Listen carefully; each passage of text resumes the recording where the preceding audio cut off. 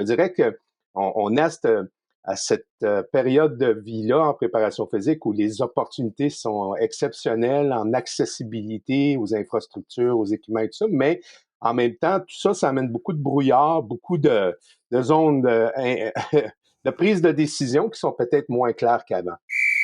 Temps d'arrêt, le podcast sur l'art et la science du coaching, animé par Coach Frank, présenté par Très Bon Point. Bienvenue à Temps d'arrêt.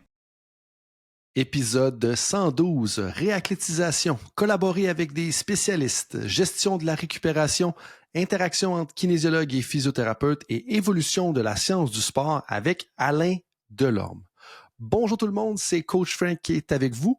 Mon intention avec Temps d'arrêt, c'est de déconstruire tout ce qui touche de près ou de loin à l'art et la science du coaching. Parce que ma mission personnelle est de contribuer à la performance et au bien-être de tous les entraîneurs et entraîneurs francophones à travers le monde. Je pense que j'accomplis ça d'un côté à travers le podcast, mais aussi au sein de mon travail comme conseiller auprès d'entraîneurs et de leur environnement, mon poste de professeur à temps partiel à l'Université d'Ottawa et ma contribution à des études dans le domaine du développement des professionnels de la santé. Si tu es un nouvel auditeur ou une nouvelle auditrice de Temps d'arrêt, je t'invite à t'abonner, évaluer, commenter le podcast sur ta plateforme préférée. Pour les auditeurs loyaux de Temps d'arrêt, je vous dis un gros merci et je vous invite à être un ami en partageant à un ami, à be a friend, tell a friend, comme ils disent en anglais. Ça prend 5 secondes, puis ça va contribuer au développement positif du système sportif, mais aussi à ton propre développement. Pour l'épisode d'aujourd'hui, si tu es une kinésiologue ou un kinésiologue ou que tu t'intéresses à la place de la préparation physique dans ton équipe comme entraîneur ou que tu cherches à maximiser la collaboration avec les différents spécialistes et entre les différents spécialistes, l'épisode va être pour toi parce que Alain, avec sa grande humilité et ses différents témoignages de toutes ses expériences accumulées à travers le temps, sa perspective, elle est très riche, c'est le moins qu'on puisse dire. Au début de la conversation, on va s'attarder particulièrement à l'état de la kinésiologie, préparation physique au Québec. Par la suite, on enchaîne la conversation plutôt vers la gestion de la récupération, la réathlétisation. Et vers la fin, on touche à plein de petites merveilles à gauche et à droite, dont l'importance de bien gérer tes gros cailloux. Je vous laisse écouter le podcast pour en savoir plus. Et on parle de tout ça parce que mon invité, c'est Alain Delorme. Alain Delorme est préparateur physique en chef de l'Institut national du sport du Québec. Il cumule plus de 40 ans d'expérience en préparation physique dans des milieux sportifs de rayonnement régional, provincial, national et international. Sa carrière a été axée sur la réadaptation, la réathlétisation, l'évaluation et le développement des qualités physiques et motrices, ainsi que le travail d'équipe concertée. Et ça, je peux en témoigner, de ramener plusieurs personnes autour de la table et de les amener à collaborer. C'est clairement une des spécialités et un des intérêts de Alain. Passionné par la santé des athlètes, il privilégie une approche interdisciplinaire. Alain Delorme incarne l'excellence en tant qu'intervenant chevronné dans la science du sport, contribuant au succès des sportifs de tous les niveaux depuis belle lurette. Là-dessus, tout le monde, je vous dis un gros merci d'être avec moi dans l'aventure Temps d'arrêt et je vous souhaite un bon podcast et une bonne conversation entre Alain Delorme et moi-même, Coach Frank. Tu sais, tu as dit l'état de la préparation physique au Québec, puis tout ça, t'en es où par rapport à ça? Comme toi qui as quand même, je veux dire, quelques années, on pourrait dire quelques décennies d'expérience, tu me permets de le dire, fait que je vais le dire. Non, là, gêne-toi pas. Vas-y, ouais. Ouais, écoute, je viens de l'époque où la profession n'existait pas ou peu. Tu sais, on a été émergents, quelques-uns au Québec quand j'ai débuté. Il y a Raymond Veillette sur Québec, il y avait Jean Laroche, Alain Marion plus sur la région de Gatineau, Ottawa, tout ça. Il y avait quelques noms qui se démarquaient. Puis juste avant nous, il y avait eu Charles Poliquin, puis sur Montréal, il y avait André Couléchat aussi. Ben, il y avait peu de gens qui appuyaient le potentiel du développement physique des athlètes, autre que d'être développé à même la discipline dans cette époque-là. Fait qu'on a émergé à cette époque-là avec peu de moyens, peu de connaissances, beaucoup de gros bon sens, beaucoup d'exploration. Aujourd'hui, on se retrouve dans un Disney World technologique avec une accessibilité à de l'objectivation de la mesure, avec des publications à chaque jour. En fait, chaque jour, j'ai l'impression d'en savoir moins parce que ça va beaucoup plus vite que ma capacité d'absorber ça. Alors, on se retrouve complètement à un autre endroit. Et puis, je dirais que le défi aujourd'hui, c'est de voir clair là-dedans, de voir qu'est-ce qui sert les objectifs, qu'est-ce qui sert à agir sur les problématiques que vivent les athlètes, que vivent les entraîneurs dans leur quotidien.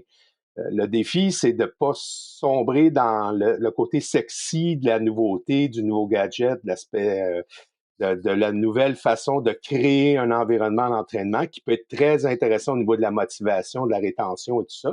C'est ce que font beaucoup les centres fitness pour pouvoir maintenir leur membership. Ils amènent de la variété, tout ça, mais dans un créneau d'excellence sportif, oui, la motivation, oui, le changement, puis la créativité, puis changer la routine, puis éviter la monotonie, mais sans perdre au passage l'objectif de performance de pointe, puis s'assurer que ce qu'on fait sert la cause, sert un transfert dans l'excellence, puis s'assure qu'on agit vraiment sur les enjeux que la prep physique est capable d'adresser. Je dirais que on a à cette période de vie-là en préparation physique où les opportunités sont exceptionnelles en accessibilité aux infrastructures, aux équipements et tout ça, mais en même temps, tout ça, ça amène beaucoup de brouillard, beaucoup de zones de prise de décision qui sont peut-être moins claires qu'avant. Puis, ce que tu dis, moi, ça me fait penser à l'importance du jugement professionnel. Ou est-ce que, oui, il fallait du jugement professionnel aussi dans les débuts, à une autre époque, ou est-ce que justement, il y avait peu d'informations, il fallait peut-être créatif, faire beaucoup avec peu? Mais je pense que dans toute la surcharge d'informations d'aujourd'hui, dans toutes les opportunités qui arrivent, dans toutes les nouvelles tendances qui arrivent, puis comme je parlais avec un de mes collègues kinésiologues il y a quelques années, on disait souvent, tu sais, les gens aiment beaucoup plus s'intéresser à leurs micronutriments qu'à leurs macronutriments. Parce que là, j'ai pris tant de milligrammes d'oméga 3, puis de vitamine D, puis de ci, puis de ça. Mais en bout de ligne, comme, tu sais, si tu gères bien tes macros, tu es déjà pas mal en business, mais c'est pas sexy parler des macronutriments. Puis le parallèle un peu que je fais avec ce que tu viens de dire, c'est de dire que faut pas tout le temps se laisser aller, puis c'est un peu ce que tu disais, se laisser aller dans les dernières tendances, puis prendre le temps que oui, il y a une nouvelle tendance, puis des fois, on est mieux peut-être de dire, OK, on prend un temps d'arrêt pour pas faire une mauvaise blague, et puis justement dire, OK, est-ce que ça vaut la peine de s'investir dans cette direction-là? Puis là, Ouais, vas-y. mais si je peux rebondir là-dessus, tu sais, je ne suggère pas d'être tout le temps en mode veille scientifique, puis il faut être curieux, puis il faut vouloir épouser cette évolution-là. Puis on en a un poids actuellement. Le mot sexy du jour présentement, c'est intelligence artificielle, mais ça va avoir un impact sur nos procédures, notre façon de chercher l'information, notre façon d'articuler des pistes de solutions. Il faut rester ouvert. Mais tout en faisant ce chemin-là, il faut rester connecté sur pourquoi on est là. Mm-hmm. On est là pour accompagner des athlètes, les guider, pour accompagner des entraîneurs, offrir un support à cet univers-là, ce daily training environment-là. C'est ça qu'on est appelé à faire et non pas d'aller simplement parce que on a un fort intérêt à y aller puis à explorer des choses qui sont intéressantes, mais qui sont peut-être pas utiles pour les raisons pour lesquelles on nous embauche. Mm-hmm. Ça, je trouve ça important. Le deuxième point, c'est que la chose qu'on oublie presque tout le temps, et ça, c'est tous les scientifiques compris, pas juste après physique, c'est qu'on oublie qu'on a une limite dans nos capacités d'action. On n'a pas plus que 24 heures dans une journée. On est dans la cuisine, encadrer, superviser, interagir, être dans le côté humain de la démarche. Et là, on s'ajoute une nouvelle technologie qui va nous demander de la maîtriser, de s'approprier des nouvelles mesures, de les interpréter, de les contextualiser, de les intégrer à l'ensemble, puis par la suite d'avoir quelque chose d'intelligent à dire par rapport à ça, d'influencer la prise de décision et tout ça. C'est tout un chemin qui demande une capacité que si tu n'as pas de support, peut-être tu n'as juste pas le temps de te l'approprier. Mm-hmm. Fait que de penser à la finalité de ça, du pourquoi je m'en vais là, à quoi ça va me servir, puis est-ce que j'en ai la capacité, puis si je ne l'ai pas, est-ce qu'il y a des solutions qui pourraient m'aider à supporter cet aspect-là pour que je puisse maintenir, moi, ma pratique, tu sais. Ouais. En tout cas, le mot capacité, c'est un mot qui revient beaucoup présentement dans les réflexions au sein des équipes où je suis impliqué parce que on a plein de bonnes idées, puis quand on se demande, ouais, mais qui va faire quoi? Puis qui va s'intéresser à quoi, puis comment ça va influencer la prise de décision de l'entraîneur en bout de chemin, qui est déjà saturé avec plein de choses dans son assiette. C'est une question importante avant d'avancer vers une nouvelle piste de solution. Est-ce que c'est un peu le même enjeu que les statistiques avancées? Tu sais, dans le sens qu'il y a plusieurs spécialistes des données, scientifiques des données qui vont récolter plein d'informations, mais jusqu'à un certain point, puis je mentionnais justement ça à mes étudiants puis mes étudiantes lundi, de dire, OK, vous allez faire des tests physiques, vous allez faire des évaluations. Lundi, on parlait des tests en laboratoire, des tests en conditions de laboratoire, des tests sur le terrain. Je suis comme, OK, dépendamment du nombre d'évaluations que tu vas faire, est-ce que les évaluations que tu vas faire, tu vas pouvoir réellement te servir et est-ce que les données que tu vas récolter vont vraiment être utiles et te servir à prendre des décisions? Et mon message était de dire, si l'information ne te sert pas à prendre une décision ou ne t'informe pas dans ce que tu vas peut-être construire avec tes athlètes, pourquoi tu le fais? C'est un peu ça ton message?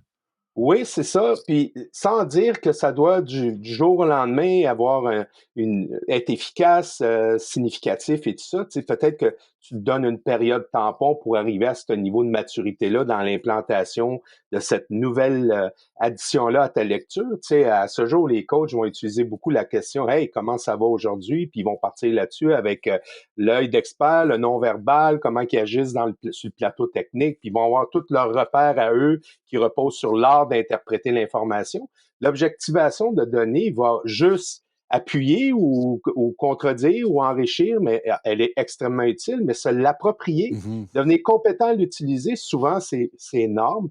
Puis nous-mêmes, l'équipe de soutien qui tente de mâcher ça, puis de rendre des visuels, puis mettre le bon poids sur ce qui est mesuré par rapport à l'influence que ça a sur la prise de décision, c'est un chemin qui n'est pas tout le temps si simple que ça. On est chanceux où je travaille à l'INS. On a des gens qui s'intéressent spécifiquement à ça, entre autres Sylvain Godette qui est notre qui suit la donnée, qui s'assure que le visuel va répondre à une information qu'on cherche à extraire. Là, je te dirais qu'on est à l'étape de dire, OK, entre ça, puis le pont à faire dans le quotidien de l'entraîneur, puis quelle information est utile pour sa prise de décision. Est-ce qu'on regarde toujours ça en aval, déjà quand les choses sont faites, ou on commence à regarder en amont pour voir comment on devrait faire mieux les choses? On est là. Je dirais pas qu'on est bon à faire ça, mais on est conscient qu'il faut devenir bon à faire ça. Puis, qu'est-ce que ça prendrait justement pour devenir bon à faire ça à tes yeux? Ben, ça passe nécessairement par l'intérêt de l'entraîneur, la conscience de l'entraîneur, la connaissance de l'entraîneur de l'importance que ça apporte à sa prise de décision, qui donne un espace en temps, intellectuellement, un intérêt. Et ça prend nécessairement la personne qui va dire vulgariser l'information, c'est peut-être un peu gros, là, mais qui va s'intéresser justement à être ce point d'ancrage-là à partir duquel l'entraîneur va pouvoir accélérer l'acquisition de cette façon de faire-là, je dirais, cette maîtrise-là. Cet accompagnement-là, nous, présentement, on le fait à l'intérieur d'une équipe scientifique, médico-scientifique. On s'intéresse à ces données-là. Ça nous influence dans notre décision. Mais le pont entre ce que nous, on en fait puis ce que ça devrait amener comme information additionnelle au coach, il est encore à réfléchir. Puis ça part par la pleine conscience que le coach a de ce que ça peut apporter de plus sans alourdir son quotidien. Parce que, tu sais, à la base, moi, je viens du coaching. L'environnement dans lequel j'ai grandi initialement, c'est le coaching. Puis, à un moment donné, tu as tes priorités, tu as tes gros cailloux que tu vas adresser en premier avant de commencer à regarder avec l'expression nice to, must, ces choses-là. Avant de dire que je vais laisser un espace dans mon quotidien qui est déjà bien rempli, il faut que ça soit vraiment utile. Il faut que ça soit gagnant. Il faut que ça soit quelque chose qui va vraiment avoir un impact sur ma façon de guider ce groupe sportif-là. Puis ça, ben, ce bout-là, je pense qu'il est pas bien compris et ou bien expliqué et ou bien fait. Je pense que nous, de notre côté, on a nos devoirs à faire pour revoir comment on peut mieux faire ce bout de chemin-là. Avant de te relancer, tu as dit approche nice to must. J'ai-tu bien compris? Non, must to. Non, mais tu sais, dans tout ce qu'on... Je l'ai mal sorti, là, comme toujours, là. mais tu sais, il y a plein de choses qu'on peut faire. Il y a plein d'initiatives puis plein de pistes de solutions qu'on peut réfléchir. Mais il n'y en a que certaines qui s'intéressent vraiment à ce qui est important. Alors, les must-do, tu sais, les choses qu'il faut vraiment adresser. Les nice-to, c'est intéressant de les considérer, mais on ne les met pas en avant des choses les plus importantes. Puis, à ce jour, je considère qu'aujourd'hui, on avance encore avec une canne blanche pour savoir si chaque individu qui s'entraîne sous notre leadership s'approprie pleinement ce propose comme opportunité de développement, on part d'études, on part de ce qu'on analyse comme données, tout ça, mais est-ce que nos hypothèses se vérifient dans l'adaptation de l'athlète dans son quotidien? Mm-hmm. Et c'est ces données-là qui nous guident pour savoir qu'un tel, absolument, celui-là, ça dépend, puis celui-là, pas du tout. Et quelque part, ça nous amène à investiguer si ça appartient à X, Y, Z, la raison pour laquelle l'adaptation est pas au rendez-vous. Puis c'est là où tout ça devient des plus intéressants, de se donner une chance de regarder de façon objective comment quelqu'un évolue dans le temps pour pouvoir avoir un regard critique sur ce que l'on propose comme opportunité de développement. Mm-hmm. Donc, as-tu du sens pour toi? Ça fait très, très bien du sens. Je pense que tu es trop sévère envers toi-même parce que c'est vraiment clair puis c'est très éloquent de la façon dont tu présentes les choses. Puis ce que je comprends, mettons, du nice to puis must do, c'est que nice to, ça serait le fun à faire si on a le temps, si on a la capacité. Must do, c'est qu'on doit absolument le faire parce que ça a un impact direct sur les résultats qu'on cherche à obtenir. Et ça, pour moi, c'est particulièrement important parce que ça revient à ce qu'on disait tout à l'heure. Dans l'ère d'aujourd'hui, où est-ce que tous les professionnels, qu'on parle de physiothérapeutes, kinésiologues, qu'on parle de consultants en performance mentale, qu'on parle de nutritionnistes, qu'on parle de directeurs, qu'on parle d'entraîneurs, qu'on parle de professeurs, tu as un enjeu de capacité, justement en lien avec la surcharge d'informations dont tu proposais. Et là, quand tu parles de surcharge d'informations, tout à l'heure, tu as utilisé l'expression vulgariser. Oui, je pense qu'il y a un côté que c'est vulgarisé. Et j'ajouterais à ça, synthétiser l'information. Parce que l'information qu'on amène à l'entraîneur, qu'on amène au client, qu'on amène à l'athlète, ça doit changer quelque chose. Ça, en anglais, on disait « at the end of the day, so what ». Fait que là, tu présentes cette information-là. Est-ce que ça va vraiment faire une différence dans la motivation, l'intervention, la progression, le développement de la personne avec qui tu parles, que ce soit le coach, l'équipe, l'athlète, etc. Puis ça, je pense qu'on l'oublie souvent, puis que justement, on revient au côté sexy. C'est sexy d'avoir 450 000 données, mais qu'est-ce que ça change en bout de ligne? Puis c'est ma traduction québécoise, francophone, / coach Frank de « at the end of the day, so what ». Qu'est-ce que ça change en bout de ligne? Ben, on est à la même place. Puis c'est la bonne question à poser, puis heureusement, on se la pose. Puis je pense qu'on commence à voir un peu plus clair, puis je te dirais que ça dépend de chaque organisation, la réponse. C'est mon mentor de toujours, Charles Cardinal, qui malheureusement n'est plus là pour m'écouter blatérer tout ce qui se passe dans ma tête. Mais Charles, il était vraiment de ceux de ceux qui croyaient qu'il fallait d'abord et avant tout être focus sur les choses importantes et avant de commencer à s'intéresser aux choses qui sont potentiellement... Tu sais, je vais te donner un exemple. Un sujet fort ici, présentement, c'est la récupération. C'est beau entraîner. Encore faut-il récupérer si on veut s'adapter puis surcompenser, puis bon, toutes ces choses-là.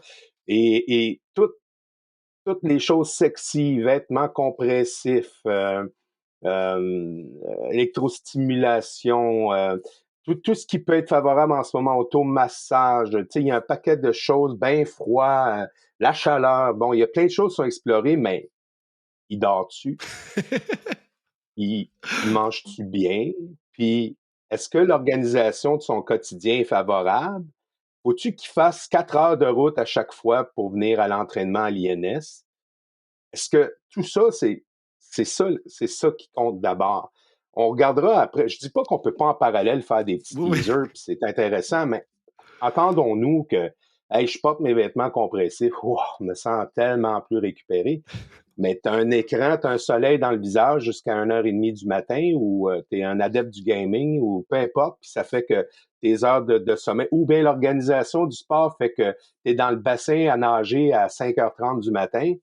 Tu sais, il y a des gros morceaux, puis il y a des petits morceaux, il y a des choses très, très importantes, puis il y a des choses qui sont intéressantes à considérer. Puis des fois, ben parce que c'est sexy ou que ça attire l'intérêt de l'athlète ou du coach parce que c'est quelque chose qui semble miraculeux, ben ça va prendre l'ascendance sur les choses vraiment importantes. Et où, tu sais, la parure en public, voulant dire que, hey, si tu prends ton bac de récupération bleu, puis là, que tu mets de l'eau dedans, tu mets de la glace, tu sautes dedans, t'envoies une photo, une vidéo sur les médias sociaux, hey, ça paraît donc-tu que tu t'occupes de ta récupération comparativement aux autres. Mais, comme tu as dit, tu peut-être game jusqu'à 1h du matin, tu écoutes un film jusqu'à 1h du matin, tu as un écran bleu, tu te couches, tu dors 6 heures.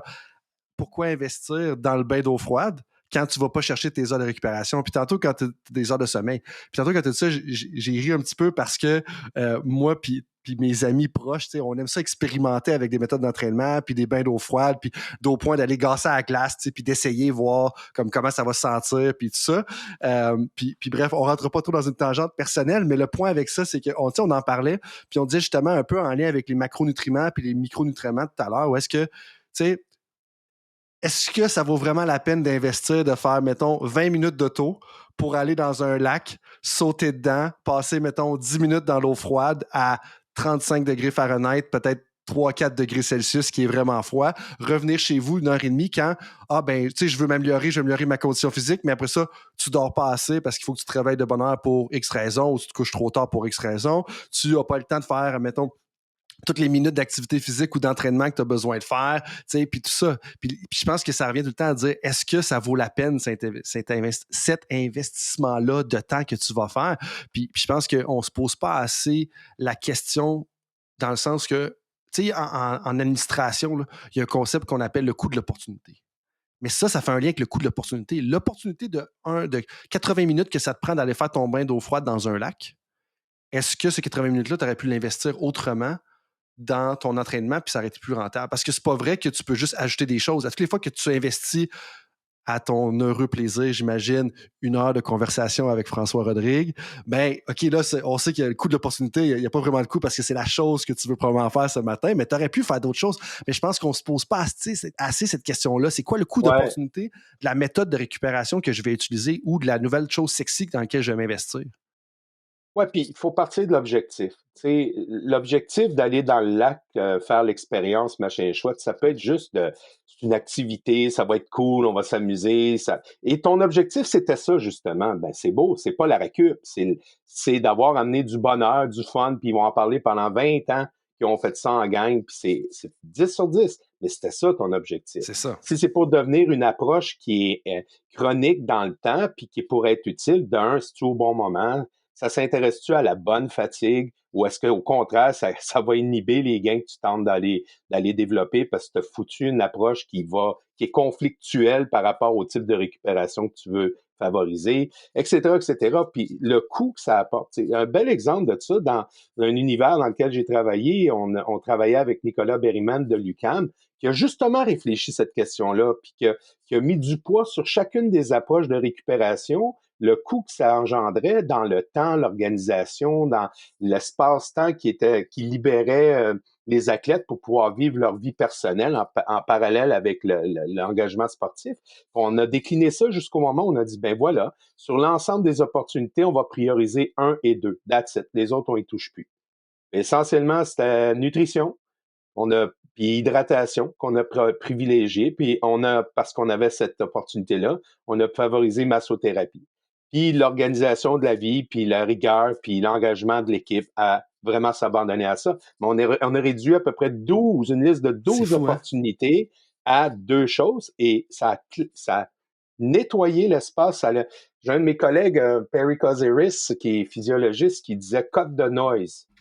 Coupe le bruit, cut the noise. À l'approche des compétitions, il y a une période où tu explores toutes ces choses-là, puis tu t'intéresses à voir si l'athlète s'adapte bien à ça. Des bains froids, je peux te dire que j'ai eu bien plus d'athlètes qui ont mal réagi que bien réagi à ça. Donc, tu développes ton coffre à outils, bien sûr, mettons, c'est un cycle de 4 ans, un cycle olympique, l'an 1, tu explores, tu essaies, tu notes, tu documentes. Puis à un moment donné, tu découvres que cet athlète-là, le meilleur coffre à outils, semble reposer sur ces pistes de solutions-là. Parfait. Après ça, cut the noise, ça veut dire va-t'en pas n'importe où, reste sur ce qui fonctionne. Ben, c'est un peu la logique qu'on essaie d'amener à cette réflexion-là. Puis c'est intéressant, tu sais, l'approche que tu amènes dans le sens que, hey, il y a une phase d'exploration, puis après ça, il y a une phase, on va dire, soit consolidation ou de maximisation, optimisation, c'est-à-dire que, OK, là, tu as exploré peut-être pendant un an ou 2, puis après ça, là, tu vas te concentrer vraiment sur ce que tu disais. Puis je veux revenir sur le point de nutrition et hydratation que tu as mentionné, que vous aviez identifié avec Nicolas Berryman, qui est rendu à l'Université Bishop, d'ailleurs, si je ne m'abuse. À l'UQAM maintenant. l'UQAM maintenant, OK, parfait. Ouais. Et puis, à l'UQAM maintenant. Puis mon point avec ça, c'est de dire que justement, dans une conversation que j'ai eue lors de mon voyage en Angleterre avec un directeur d'une écurie de Formule 1, directeur du bien-être de tous les employés, donc incluant les pilotes, mais au-delà de juste les pilotes, puis il disait que dans leur bulle de récupération, pour eux, c'était les 2 choses prioritaire, c'était nutrition et hydratation. Parce qu'ils ont tendance à mal manger puis à pas s'hydrater. Puis là, on parle autant clairement que les athlètes, les pilotes, quand ils sont dans la bolide, ça peut être un gros défi. Mais ils parlent aussi des ingénieurs qui sont en arrière de l'écran puis qui vont faire des chiffres de 12 heures puis qui vont coller ça ou qui vont travailler de nuit puis des choses comme ça. Mais pour eux, c'était justement nutrition, hydratation. Puis après ça, on enchaînait dans le sommeil. Puis après ça, on enchaînait dans toutes les autres méthodes parce que pour eux, c'était ça. Mais là, tu as dit un petit commentaire ou une petite note sur laquelle je vais investiguer. Tu as mentionné s'intéresser au bon type de fatigue. Qu'est-ce que tu veux dire par là? Ben, si je fais un entraînement qui favorise le développement de la force maximale versus des entraînements qui favorisent une adaptation au niveau vitesse, puissance, versus un entraînement qui développe des aptitudes d'aérobie ou travaille au niveau énergétique, ben, ça a taxé le système d'une façon distincte. C'est-tu articulo-musculaire? C'est-tu par la répétition du geste? C'est-tu système nerveux central et périphérique par l'intensité du geste? C'est-tu la durée de l'effort? C'est-tu l'accumulation de l'effort dans la journée, dans le temps? À titre d'exemple, un classique, c'est que les camps d'entraînement qui sont planifiés souvent sont d'une richesse d'agenda, de stimuli que le corps peine, la biologie humaine peine à s'adapter à. Puis les gens n'arrivent pas tous dans ces camps-là avec le même niveau de forme. Fait que certains passent à travers sans problème, d'autres, après 3 jours, sont sur la table du physio. Tu sais, fait que tout ça fait que tu vas réfléchir à des pistes de solutions au niveau de la récupération qui va, bien sûr, reposer d'abord sur les bases, la nutrition, le sommeil, bien sûr, mais tu vas aussi t'intéresser à est-ce que le bain froid va être utile ou pas et dans quel contexte et à quel moment. Est-ce que, au contraire, la chaleur peut être utile et dans quel contexte et à quel moment? Est-ce que, au contraire, les exercices de respiration, de relaxation, de récupération centrés sur un relâchement, est-ce qu'on va regarder toutes ces avenues-là, mais il va être vraiment en lien avec le type d'effort qui est effectué, le type d'adaptation qu'on espère obtenir de ce stimuli-là. Et on n'ira pas mettre, exemple, un bain froid à un moment où on pense, en tout cas que la littérature actuellement suggère que si tu fais ça back-à-back après, mettons, une force max, que ça risque d'avoir un impact d'inhibition des gains. Tu sais. Bon, c'est là, ça change la science, on s'intéresse, puis tu le sais, le beurre était pas bon à une époque, il est revenu, il est reparti, etc. Mais n'empêche qu'on est obligé de se reposer sur nos connaissances contemporaines récentes pour pouvoir guider ça. Puis nous, on a la grande chance à l'INS d'avoir notre directeur scientifique, François Bieuzen, c'est une majeure pour lui, le côté sommeil, récupération, et il nous guide et il guide toute l'équipe dans ces prises de décision-là. Puis, c'est lui qui nous a éveillés au fait que c'est pas toujours bon d'opter pour telle mesure selon le type d'effort puis le moment dans lequel tu sais, des fois, tu veux juste laisser le corps s'adapter, même s'il est très fatigué de lui-même, avec la nutrition, le sommeil et tout ça, parce que c'est le type d'adaptation que tu veux privilégier dans cette période-là. Fait que je sais pas si c'est clair comment je te l'explique, mais c'est pas juste dire, hey, on a accès à des bains froids, on a acheté la technologie australienne, iCool, tout ça, c'est écœurant, tout ça, c'est sur le bord de la piscine. J'ai déjà vu ça à Camo, le club ici à Montréal, qui ont acquis ça, c'est merveilleux. Mais quand, pour qui, suite à quel effort, dans quel contexte, c'est-tu un camp d'entraînement, c'est une période de développement, c'est une période de pré-compétition, compétition, on veut qu'il soit au sommet de sa forme, est-ce que il y a toute une réflexion à y avoir avant que tout ça devienne utile. Et le coût d'opportunité, comme tu l'as sous-entendu dans les derniers mots que tu as dit, c'est de dire le coût d'opportunité, c'est, oui, on a parlé du temps tout à l'heure, mais c'est aussi tes ressources financières. Dans le sens que comme si tu as 5 000 investis dans un bain d'eau froide, automatisé, avec tous les jets, etc., ben, potentiellement que c'est un 5 000 que tu n'investisses pas ailleurs. T'sais. Et puis là, il y a 2 fourches que je veux prendre. Il y en a une, je veux certainement qu'on s'attarde à la collaboration avec les spécialistes. Tu viens de faire référence avec François Bieuzen, avec d'autres collègues justement à l'INS. Mais une chose que je m'en voudrais de ne pas toucher, puis je veux qu'on le fasse tout de suite parce que tu y as touché tout à l'heure. Pour moi, c'est important. Puis je pense que c'est important dans le sens que mon collègue André Lachance m'en a parlé souvent. Puis je pense aussi qu'en tant que jeune homme de 34 ans, il faut davantage reconnaître qu'il y a eu des choses avant nous, puis qu'il y a des gens qui ont passé avant nous. Ayant fait mon baccalauréat à l'Université d'Ottawa, et j'ai entendu et j'ai côtoyé François Gravel, qui est un ami proche de Charles Poliquin, C'est sûr que Charles Poliquin a un gros rôle puis un aura dans ce bac-là parce qu'il a passé là et puis ça a été une sommité mondiale pendant des années, un personnage très coloré dans tout ce qu'il allait dire et tout ça. Puis il revenait régulièrement à Gatineau. J'ai jamais rencontré, mais bien entendu, il faisait partie du folklore un peu de nos conversations. Puis le folklore, c'est le bon terme, puis c'est en tout respect que je dis ça parce que ce qu'il a bâti, c'est évidemment, puis il a aidé à défricher le terrain pour plusieurs kinésiologues, préparateurs physiques. Mais c'est pas de lui que je veux parler, c'est de Charles Cardinal. Puis tu sais, j'ai cru comprendre justement que Charles Cardinal avait un grand impact sur ton parcours. Parle-moi un peu de ce qu'il a représenté justement pour toi, tu sais, puis dans toutes les expériences, puis peut-être que les gens qui ont pas réalisé ou qui réalisent pas aujourd'hui peut-être l'impact que Charles Cardinal a eu. Tu sais, je pense j'en ai entendu à quelques pas à travers toi, Martin Roy à l'Université de Sherbrooke, avec André Lachance, je l'ai vu présenter à 2 reprises, puis tout ça, mais je serais curieux de savoir parle-moi un peu de ce qu'il a représenté pour toi. Wow, écoute, on aurait pu faire l'entrevue au complet là-dessus, mais Charles a d'abord été un mentor, puis un ami avec les années, une personne centrale, là, même déterminante dans ce que j'ai été, les opportunités que j'ai eues, puis aussi la façon dont j'ai développé mon sens critique, puis ma prise de décision dans le temps. Ça a été une personne qui m'a, comme il l'a fait avec tellement de monde du milieu sportif, qui a su accompagner, donner confiance, donner une direction sans imposer, sans exiger, en laissant le libre cours à ta réflexion, mais en guidant, comme une boussole. Fait que pour moi, ça a été d'abord un pilier sur lequel je me suis appuyé, une boussole pour me guider, un classique.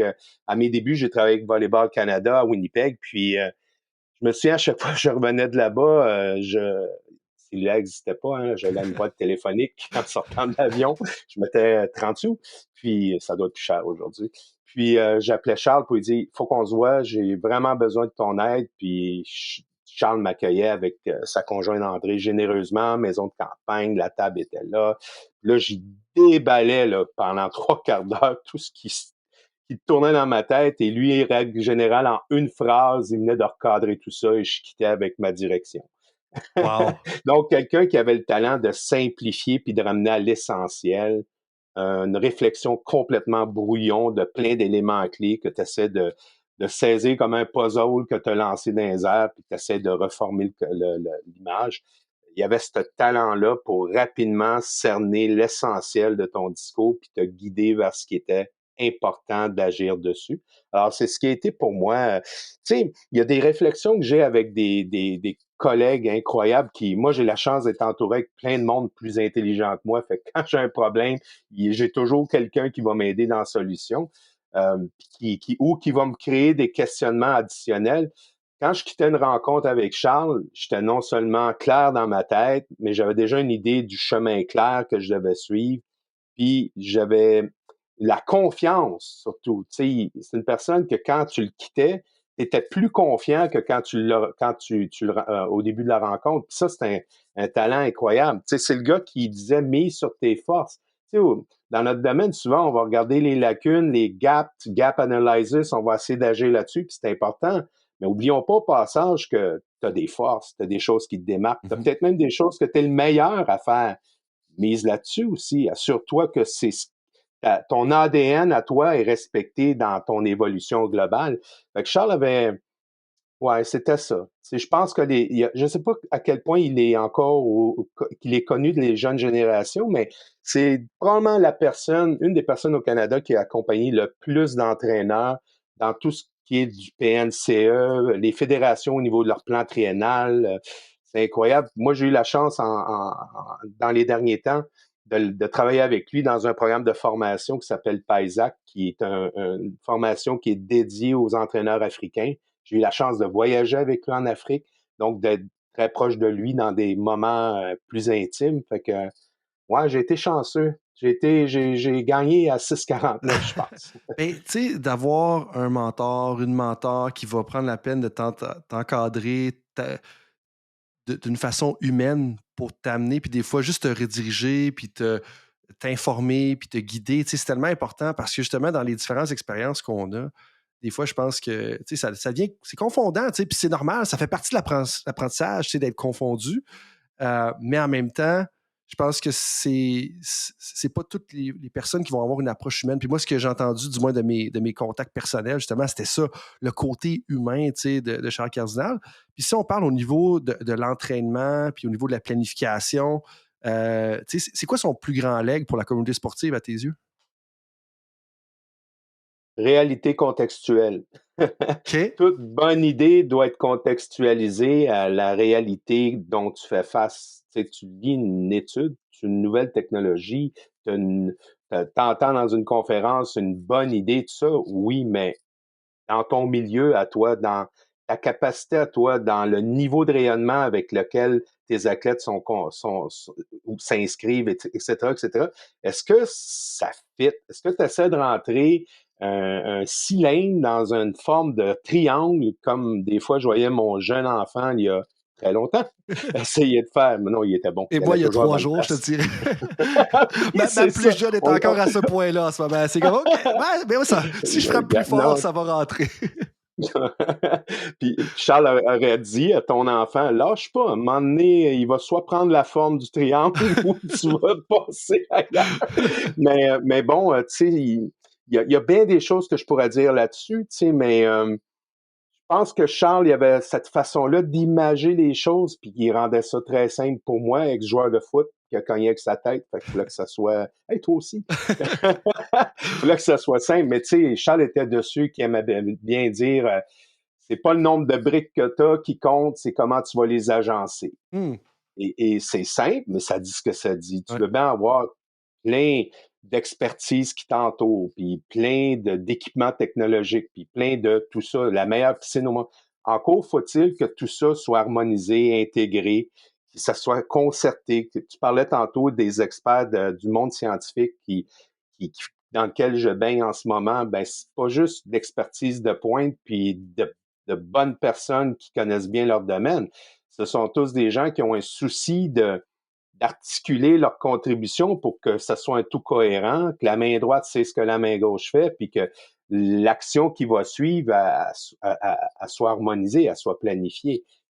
Charles, c'était ça. C'était son angle d'attaque. Puis il était très...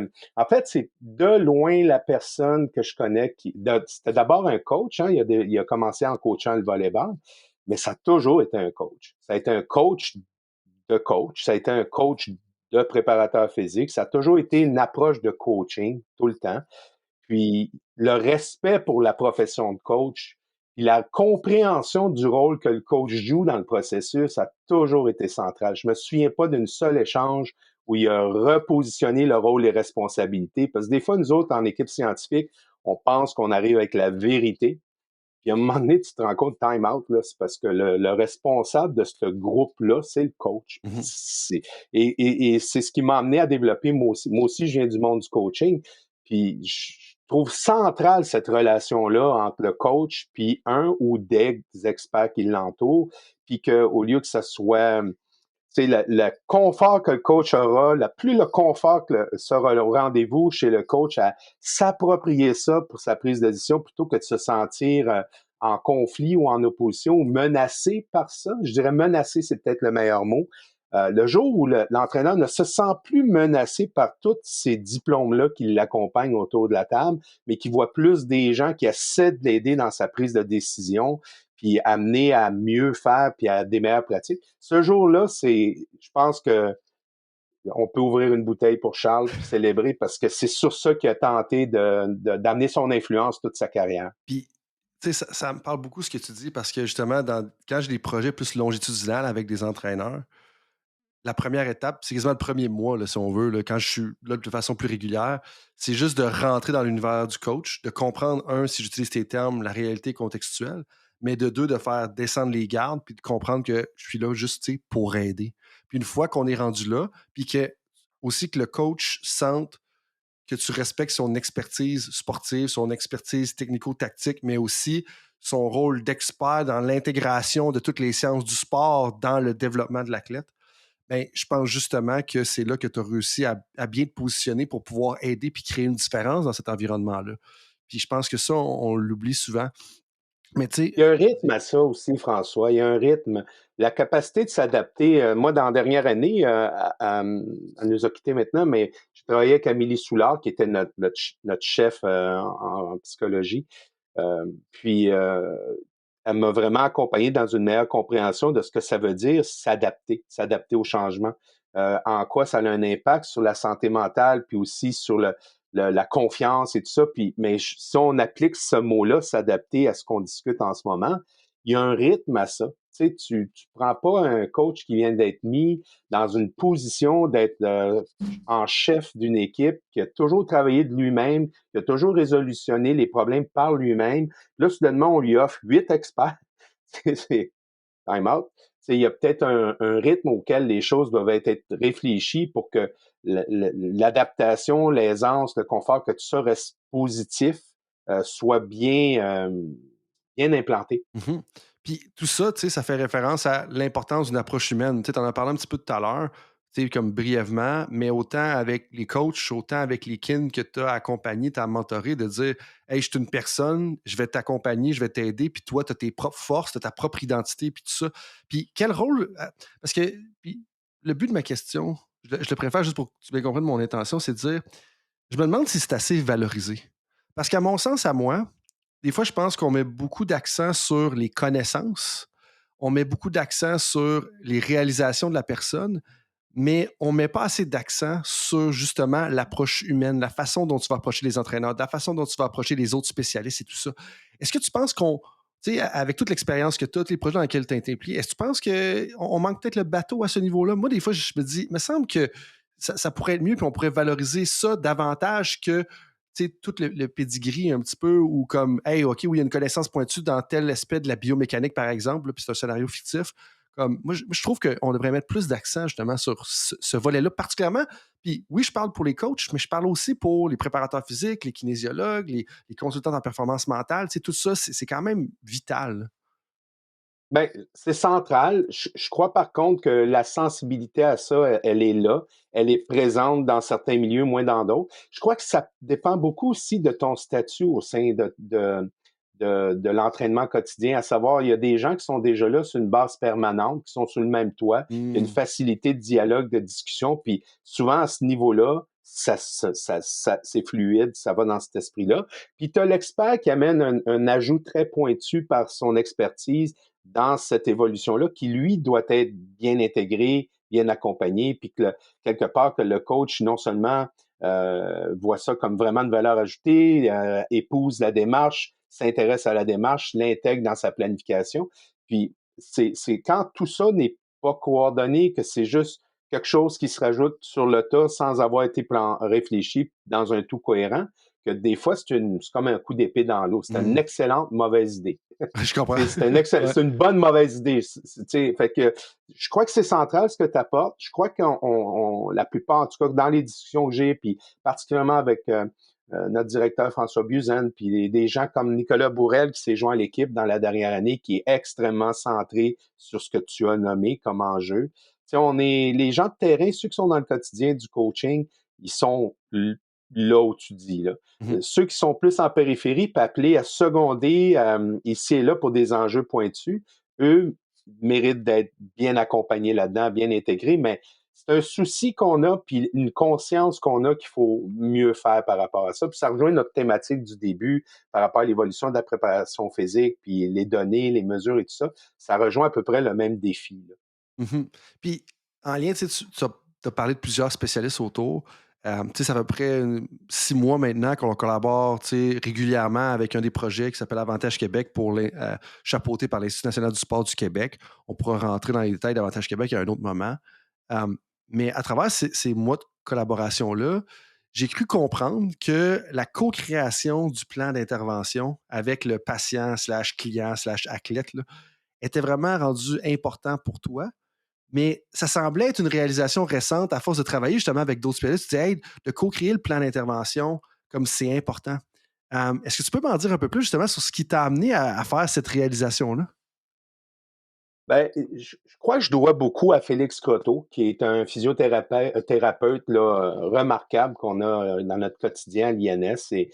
c'est autant un homme de science qu'un physiothérapeute. Il a fait son doctorat sur l'étude de l'épaule. Puis bon, c'est une personne très curieuse scientifiquement. Fait que il est comme assis sur deux chaises. Il est autant dans les meetings du groupe scientifique qu'il est dans l'influence qu'il apporte dans son quotidien aux médico-sportifs.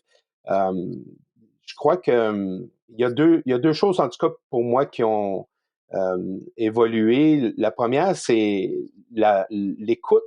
Ça va te paraître banal, là, mais d'écouter ce que l'athlète a à dire sur le processus. Tu sais, moi, j'ai toujours fait partie, je viens du coaching de football, j'ai presque tout le temps été dans une position de coach en chef, puis c'est très militarisé. En tout cas, à mon époque, c'était très Encore à la mienne. hiérarchisé, puis prise de décision, puis puis au bout de la chaîne alimentaire, il y a le joueur qui exécute. Mais tu sais, quelque part, surtout dans le travail que j'ai fait en collaboration avec Félix, ben, il m'a amené à m'ouvrir à t'en penses quoi? Regarde, on a des options à t'offrir au niveau du plan de traitement. Il y a tel chemin où tu te sens confortable. Tu sais. Puis ça l'a vraiment, moi j'ai vraiment adoré. Tu sais, ça l'a ouvert, pas juste le côté humain d'écouter tout ça, on l'avait déjà, ça, mais dans la prise de décision, la planification, puis tout ça, ben, on était plutôt autour des experts qui connaissent ça. Mais l'athlète et le coach ont beaucoup apporté, surtout dans les phases finales qui favorise un retour durable et sécuritaire, là, ben, et à la performance, ben, c'est souvent les éducatifs que le coach va nourrir, qu'on va retrouver là-dedans ce qui nous intéresse, ce qui va vraiment assurer qu'on réduit l'écart entre les capacités et les exigences. Alors, ça, c'est une chose qui a, je pense que je réponds, mais Ben oui, non, non. à côté de ta question, peut-être? Ben non, pas du tout. Pas besoin d'être aussi sévère. Puis des fois, les choses les plus intéressantes, c'est les tangentes puis les histoires, justement. Mais oui, c'était parfait, ça. Je suis en train de m'en aller, mais il y a ça qui fait partie de ta question, qui est bâtir ensemble. C'est que, tu sais, quelque part, on tente beaucoup dans les dernières années de mettre à l'index de travail en silo puis de juste parler d'interdisciplinarité. Ça prend les deux. Et dans ce qu'on fait, toi puis moi, on s'intéresse à quelque chose de commun, mais il y a un bout que tu fais, je fais, Félix fait, les gens qui nous entourent font. Puis à un moment donné, on fait un tout cohérent, puis on intègre, puis là, on fait notre travail, notre exercice d'interdisciplinarité. Ça prend les deux. Ouais. Ben, c'est un peu comme ça. Dans ma pratique en préparation physique, ce que je reconnais qui est très classique, c'est que il y a un niveau de communication, où qui n'est pas tout le temps là, mais qui est que je vais aviser mon collègue de ce que je fais, puis il va m'aviser de ce qu'il fait. Puis on va être conscient de ce qu'on fait, mais ça reste là. Puis il y a le niveau 2 dont tu parles, qui est de dire, oui, mais attends, on va plutôt partir de la problématique, puis ensemble, on va discuter du plan, puis ensemble, on va organiser la semaine, puis on va décider quelle approche on a au niveau des alternances de tâches, l'évolution du volume et tout ça. Puis ensemble, on va déterminer des mouvements clés qu'on veut valoriser à l'entraînement. Et là, on est 2, on est 3 en même temps à réfléchir à ça. On n'est pas en train de se partager nos plans, puis peut-être de dire, hey, en passant, je le fais déjà dans mon plan, ça, peut-être qu'on devrait faire attention pour pas de multiplier. C'est déjà énorme faire ça. Mais nous, on a, dans certains contextes, pas tous les milieux, mais dans certains milieux où on a une présence sous le même toit, on se côtoie régulièrement, on peut s'offrir ce temps-là, ben on est à cette étape-là de dire qu'on construit ensemble le brouillon. Après ça, on peaufine ça individuellement. Et ça a deux avantages. Le premier, c'est que c'est vraiment concerté, c'est vraiment une direction commune. Le deuxième, c'est que l'athlète, il n'est pas mis dans une position où il doute parce qu'un a dit de faire ça, puis l'autre a dit de faire d'autres choses, puis que tu te retrouves dans une situation où il doit faire un choix entre deux experts qui lui a conseillé quelque chose de distinct.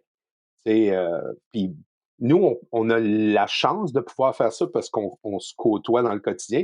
Beaucoup plus compliqué à faire, même peut-être impossible de le faire. On parlait de capacité, là. Si les intervenants sont issus de différents pôles d'intervention distincts, où là, le niveau 1 serait déjà fantastique. Ouais, et où que chacun ou chacune des intervenants sont là comme 1 ou 2 heures par semaine, tu sais. Ben là, c'est ça crée des problèmes où est-ce que tu veux favoriser l'interaction. Puis justement, je vivais ça avec une académie là, qui est quelque part au Québec, tu sais. Puis c'était comme, ben oui, on veut bien les amener à collaborer, mais avec le budget qu'on a, je peux pas vraiment les forcer d'être ici à tous les lundis, de midi à 3 heures pour parler de tel enjeu de planification. Là, je donne un exemple X. Là. Puis ça me parle. Puis est-ce que ce que tu viens de décrire, ça représente beaucoup ton approche au niveau de la réathlétisation, parce que quand je me préparais pour la rencontre, j'ai parlé à 2-3 personnes qui te connaissent depuis 10, 20, 30 ans, même certains, puis il me disait que ça avait quand même joué un rôle important, tu sais, le côté réadaptation, réathlétisation. Je ne savais pas justement avant de faire mes recherches parce que je pensais à toi, je pensais préparation de la performance et tout ça, mais ça semblait avoir comme la réathlétisation, la réadaptation, ça va avoir pris un gros rôle dans ta pratique, une grosse place dans ta pratique. Je suis curieux de savoir comme est-ce que c'est un peu ça l'approche que tu as dit, puis sinon et si oui, comment tu attaques ça? Parce que j'ai peut-être une étude de cas pour toi par la suite. Il y a quand même plusieurs personnes qui s'intéressent à ça. Puis je pense que le kin a peut-être plus de place qu'on pense à la base. Le préparateur physique a plus de place qu'on pense à la base par rapport à ça parce qu'on pense à retour au jeu quand on parle de réathlétisation. Puis tu vas aller plus en détail que moi là-dessus. On pense souvent à physiothérapie. Mais des fois, je pense qu'on saute l'étape préparateur physique, entraîneur, kinésiologue, tu sais, ça, il y a un rôle à jouer. Puis je veux vraiment t'entendre là-dessus parce que ça semble avoir pris une place prépondérante justement dans ta pratique pendant plusieurs années. Oui, mais tu as raison. Tu sais, très tôt dans ma carrière de prep physique, je me suis questionné sur le chemin qu'on faisait vivre à un athlète suite à une blessure. Tu sais, je trouvais qu'on passait d'un milieu clinique à un milieu spécifique, qu'il manquait des étapes. Il me semblait qu'il manquait une forme de progression. En fait, il manquait une progression, c'est clair.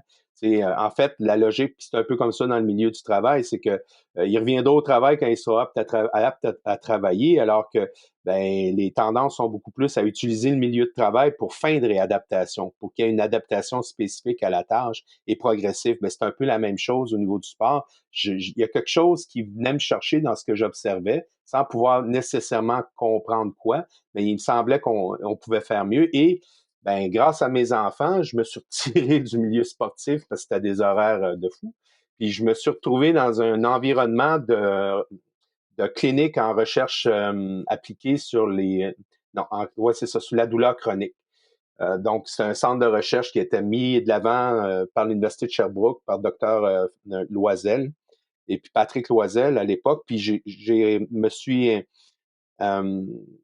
impliqué en tant que kin, puis éventuellement en tant que chef d'équipe au sein de cette communauté-là, qui marchait de façon interdisciplinaire, qui se rencontrait, qui réfléchissait. Et c'est probablement le moment où j'ai été le plus imprégné de cette idée-là qu'on fait mieux ensemble que seul dans sa cour. Par la suite, je suis passé, on m'a demandé de m'impliquer au sein d'un groupe en neurotraumatologie qui était un peu dans le même concept, encore une fois, pour favoriser le travail d'équipe, ergothérapeute, physio et tout ça. Puis je suis revenu dans le monde sportif par la suite, mais là, je venais de vivre quelque chose qui me disait, voilà ce que j'avais en tête quand je voyais qu'il y avait un problème. Et de là est venu tout cet intérêt-là à influencer une pratique beaucoup plus intégrée, beaucoup plus commune, d'arrêter, comment je pourrais dire, de l'espèce de discours de ça m'appartient, ça t'appartient, les tapis roulants, c'est moi qui m'en occupe, toi, tu t'occuperas des bosses ou des ballons. Tu sais, il y avait une espèce de pensée que non seulement en compétences, en expertise, mais en gestion d'équipement, de stimuli et tout ça, que c'était de dire, non, c'est pas ça qui compte, là, c'est l'athlète, il y a une problématique, c'est quoi qui est le mieux pour lui, puis comment ensemble on peut développer un plan, puis qui va prendre en charge le leadership de ce plan-là. Et avec le temps, puis bon, j'ai parlé de Félix tantôt, puis Félix a été un accélérateur de ce point de vue-là.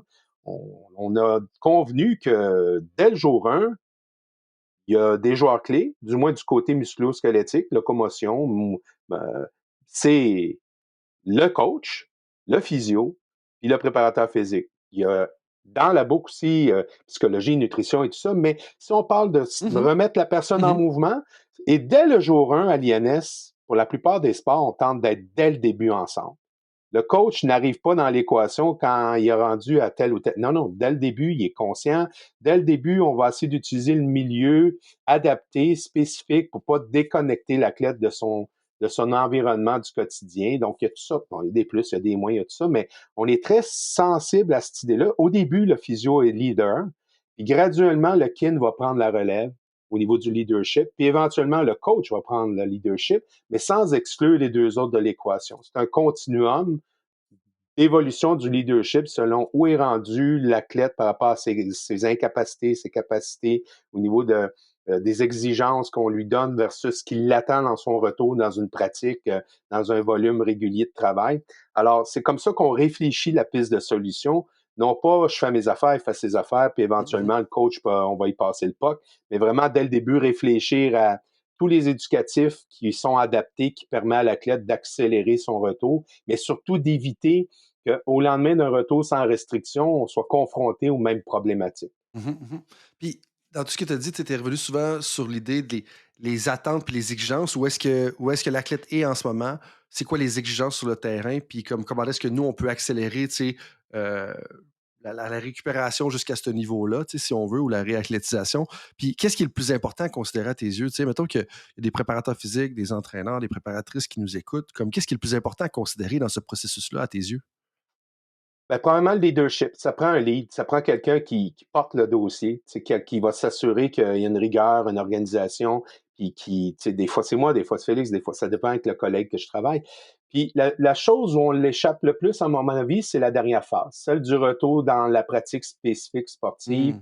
où si on n'a pas bien planifié le retour de façon progressive, si on se donne pas des indicateurs pour s'assurer que mentalement, physiquement, l'athlète est au bon endroit, il se sent apte à tout ça. Je ne sais pas combien d'athlètes, je vais prendre l'exemple du ski alpin, qui ont une reconstruction ligamentaire du genou, qui ont fait toutes les étapes cliniques qui disent qu'il est fit to go, mais lui, il n'était pas safe sur ses skis, puis il a été retourné sans restriction, sans égard à un retour progressif au niveau au niveau des difficultés, des exigences. Fait que, tu sais, quand on regarde, là, quand on fait un plan, on part toujours de la finalité du plan. C'est quoi la grosse semaine d'entraînement qui l'attend? C'est quoi la grosse séance d'entraînement qui Mhm. l'attend?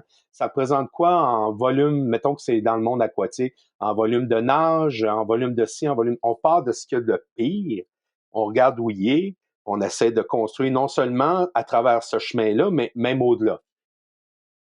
Puis, Intéressant. donc, la dernière phase, ben, elle implique spécifiquement l'entraîneur. Puis elle va tout être dans la complicité entre l'entraîneur et les gens qui ont amené à aller jusque-là. Et le coach n'arrive pas soudainement dans le portrait. Il est tout au long du processus informé, Ouais. interpellé, voire même questionné sur ses idées qui pourraient être mises de l'avant. Puis très souvent, ce qu'on va faire dans le milieu spécifique a été fortement influencé par ce que le coach pense des pistes de solutions à apporter. Un exemple que j'aurais de ça, c'est un peu la problématique qu'on voit, du moins en Amérique du Nord, beaucoup au niveau du retour au jeu. Et puis je vais utiliser un exemple de hockey. Je l'ai vu autant Ligue nationale de hockey, Ligue américaine, Ligue junior majeure, puis on le voit dans les rangs encore mineurs, encore plus. C'est de dire que, OK, on a un athlète, on a un défenseur numéro 1 qui joue en moyenne 25 minutes par match. Et là, il se blesse, problème à la cheville, problème au genou, peu importe. Revient au jeu 2 mois plus tard, boum, première game, 27 minutes de temps de jeu par match en moyenne. Puis ça, pour moi, ça contraste beaucoup. Puis ça m'amène justement à l'étude de cas que je voulais te partager parce que quand tu parles à des experts de la préparation physique en Europe, ou même, je vais dire, dans le milieu du soccer, c'est complètement différent comme approche. Où est-ce qu'on va parler souvent du fitness de l'athlète et on va dire, OK, ben l'athlète, il revient au jeu. Avant de lui faire jouer un match complet, on va lui faire jouer seulement les 30 premières minutes du match, puis après ça, on va le retirer. Ou on va l'entrer sur le terrain à la 60e minute de jeu, puis il va jouer les 30 dernières minutes de jeu. Puis ça, pour moi, je pense qu'il y a un gros manque à gagner pour les entraîneurs de bien considérer cet aspect-là et de travailler en collaboration avec préparateur physique, entraîneur, kinésiologue, peu importe comment vous voulez l'appeler. Tu sais, pour moi, ça, c'est très important de dire, OK, il faut considérer ça, que tu ne peux pas juste revenir au jour au lendemain. Il a été éclairé médicalement, donc le médecin, physio ont mis le crochet sur le dossier. Parfait, ça veut dire qu'on est au même statut qu'on était il y a 2 mois. Puis ça, c'est un enjeu très important. Puis justement, dans un de mes cours la semaine dernière, tu vas dire qu'il se passe beaucoup de choses dans mes cours. Effectivement, il se passe beaucoup de choses dans mes cours. Mais de façon. Ouais, mais je pense que tu les stimules, ces choses-là. On essaye. Ça, je peux pas te dire si je le fais. Tu parleras aux étudiants, aux étudiantes. J'essaye. Mais dans un de mes cours, il y a justement une étudiante qui est originaire de la France, qui a une spécialité justement dans. Elle veut se spécialiser en préparation physique de joueurs de soccer féminin, donc de joueurs de football féminin. Puis en ce moment, elle accompagne une athlète de 18 ans qui est sur le point de Mhm. rentrer dans le niveau professionnel. Et puis, cet athlète-là, elle a subi une blessure au genou, un repos de 6 mois, commence à pouvoir reprendre l'activité, puis elle vise à atteindre les rangs professionnels, justement, l'été prochain. Mhm. Puis, une des choses que cette étudiante-là m'a mentionné, c'est qu'elle avait d'ailleurs exprimé que l'athlète a perdu significativement de la masse musculaire dans sa jambe droite. Puis moi, ma question, puis là, je sais que ça prendrait 46 000 informations de plus. Fait que va jusqu'où tu es capable d'aller. Mais j'aime tout le temps ça, poser des questions qui rendent service à l'auditoire. De deux, moi, ça pique ma curiosité là-dessus. Par où est-ce que tu commences? Ben, on commence par vraiment bien connaître l'athlète, là. Tu sais, souvent, suite à une blessure, surtout si elle était persistante ou même répétitive, il y a des mécanismes d'inhibition qui rentrent en jeu, puis finalement, le cerveau a trouvé une façon de générer le mouvement, mais autrement. Il recrute plus aussi bien ici, il recrute plus là. Et tu vas voir aussi au niveau de l'hypertrophie comment ça s'est décliné, cette hypertrophie-là. Fait que la première chose, c'est de se donner une tête sur aujourd'hui, en ce moment, la capacité de l'athlète et la façon qu'il génère le mouvement se décline comment pour pouvoir adresser de la bonne façon les choses. C'est sûr que les fondements pour moi, le fondement numéro un, puis je pense que Félix me confirmerait qu'on dirait la même chose, c'est la force. T'sais, OK, on peut travailler ses appuis, la proprioception, la mobilité, tout ça, c'est toutes des choses importantes. Mais à la base, est-ce que les fondements en force max sont là, sont présents pour s'assurer que ça s'actualise éventuellement dans l'accélération, le freinage, le changement de direction, tous les pivots, puis tout ce que ça va engendrer comme stress. Fait que ça, je dirais que la première étape, c'est vraiment d'avoir une pleine compréhension de la capacité, puis de comment elle s'inscrit dans la reprise du mouvement. Puis par la suite, ben, je te l'ai un peu dit tantôt, nous, moi, en tout cas, ma façon de fonctionner, c'est de commencer par prêter une grande attention sur c'est quoi les exigences qui l'attendent dans son club professionnel là-bas au niveau de la fréquence d'entraînement, le type de tâche à l'entraînement. Puis ça peut être très influencé par le type d'entraîneur qui est sur place, d'équipe de soutien et tout ça. Puis si on part de là, puis qu'on a un bon portrait des exigences qui l'attendent pour avoir un retour, je répète, sécuritaire, durable et performant. C'est sécuritaire, durable et performant, c'est toute une coche, là. Ben, nécessairement que il va falloir dans le processus, quand on sent que l'évolution au niveau des gains fondamentaux sont là, il va falloir graduellement la stimuler dans les tâches qui l'attendent là-bas, puis éventuellement que quand ces tâches-là sont réappropriées au niveau des skills, au niveau des habilités, tout ça, qu'on challenge au niveau de la fatigue puis de l'endurance. Parce que ce qu'on remarque, puis ça, c'est quelque chose que j'ai découvert à l'époque où je travaillais avec ski alpin. À l'époque, le classique, c'était de faire un test sur Biodex ou Contrex, puis comparer le segment post-chirurgie avec le segment qu'on appelle sain, puis etc. Puis là, ce que ça révélait souvent, c'est que le membre qui a été opéré, le genou, le ligament qui a été reconstruit, cette jambe-là, souvent dans l'expression de la force sur un Contrex, après peu de temps, il y avait à peu près une symétrie entre les deux. Mais si tu pousses l'effort à de la fatigue, puis que, mettons qu'au lieu que ton effort soit de 15 secondes, il est de 60 secondes, et check la courbe. Là, tu vois vraiment qu'il y a un impact incroyable sur la symétrie entre les deux segments, la capacité de générer une force dans le temps, de maintenir un mouvement. Puis c'est là souvent qu'on les échappe. Tu sais, quand je te disais que la transition entre la reprise spécifique puis celle qu'on faisait en clinique, souvent on l'échappe. Ben, puis toi, tu as relevé un bel exemple là, de reprise à 27 minutes de jeu dès le début. Ben, c'est que dans ce cumul de fatigue-là, soudainement, le segment qui a été réadapté, il répond plus. Tout commence à relâcher, proprioception décalée, la perception de l'amplitude du segment dans l'espace décalé.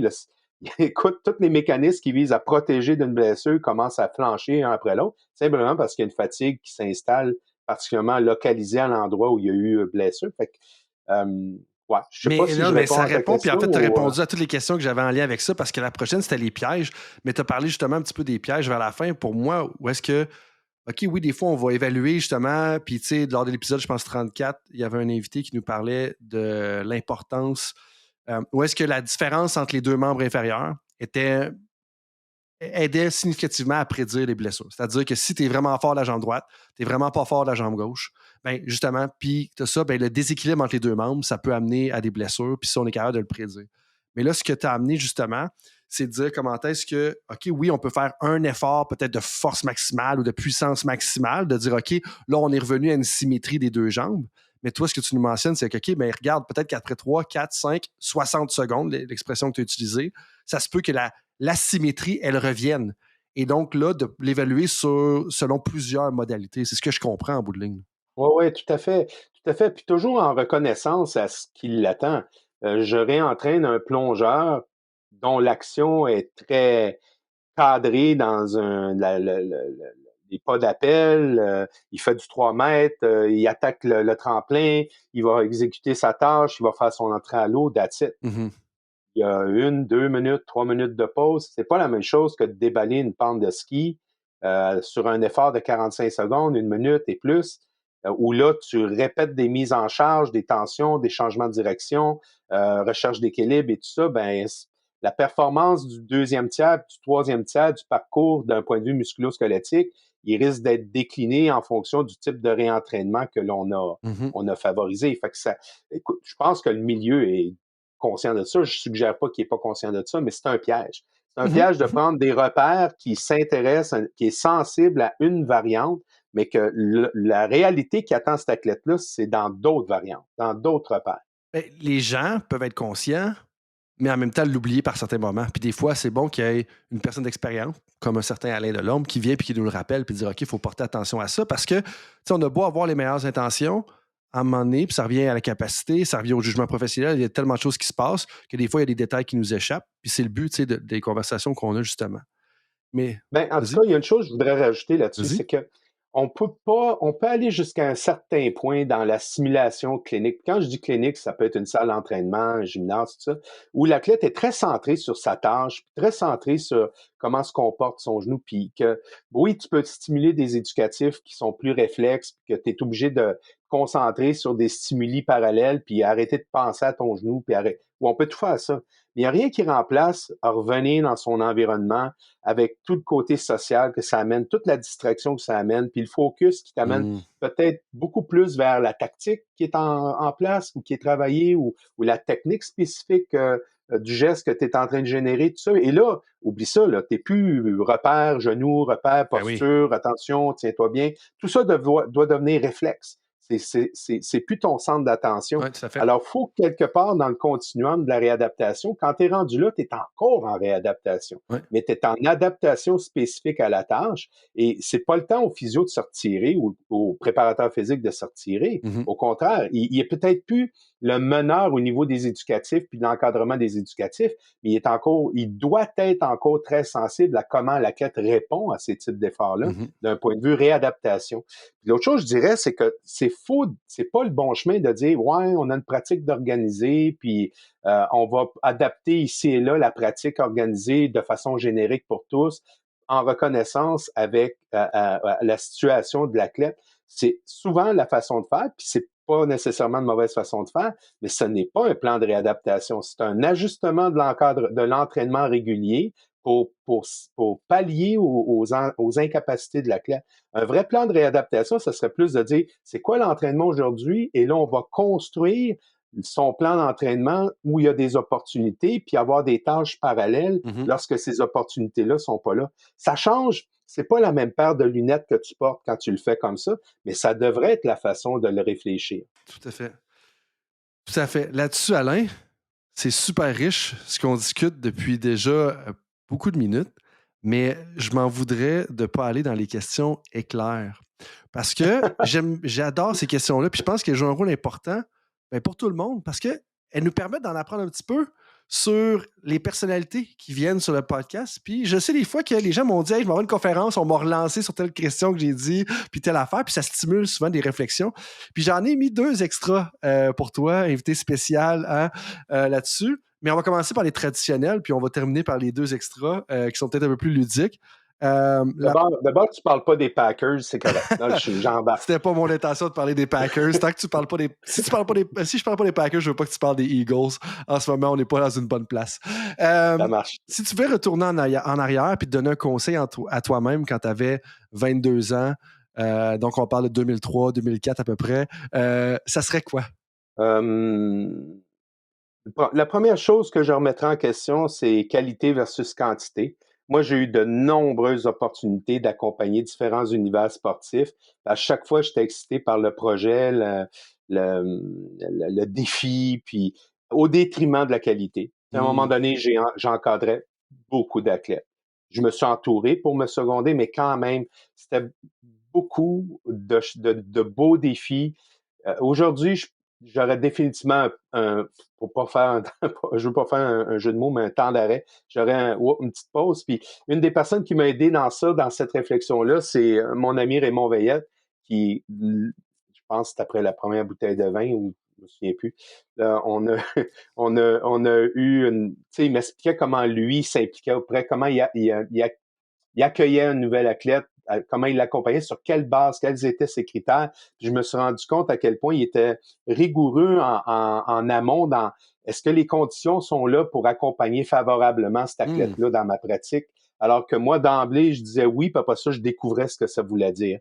Alors, je te dirais que c'est définitivement une chose que je prêterai attention. Reconnaître mes limites, être humble par rapport à ce que je peux apporter. Je suis pas là pour guérir le cancer, là. J'ai une contribution à amener.